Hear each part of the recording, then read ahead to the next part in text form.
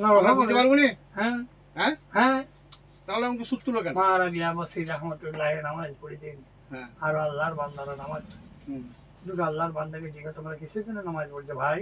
হুম না আমরা জাহান্নামের আযাবের ভয়ে জাহান্নামকে তাকদীবের ভয়ে। হুম আর জন্য ভাই তোমরা কিসের জন্য নামাজ পড়ছো? হুম। আমরা জান্নাতকে পাবার জন্য জান্নাতে।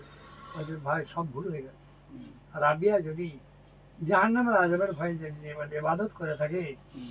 আল্লাহর জন্য আল্লাহ রাবিয়ার জন্য আল্লাহ পাক যেন জাহান্নামকে হালাল করে দেয়। আর রাবিয়া যদি জাহান্নামকে হালাল করে দেয়? জাহান্নামকে হালাল করে দেয়, হারাম করে দেয়। তাই বলো। না, জাহান্নামকে হালাল করে বলা দিচ্ছে? আছে বলা আছে। আল্লাহ যদি রাবিয়া যদি জাহান্নামের ভয়ে ইবাদত করে থাকে, জাহান্নামের তাকদীরের ভয়ে ইবাদত করে থাকে, তাহলে আল্লাহ পাক যেন রাবিয়ার জন্য জাহান্নাম হালাল হয়ে যায়।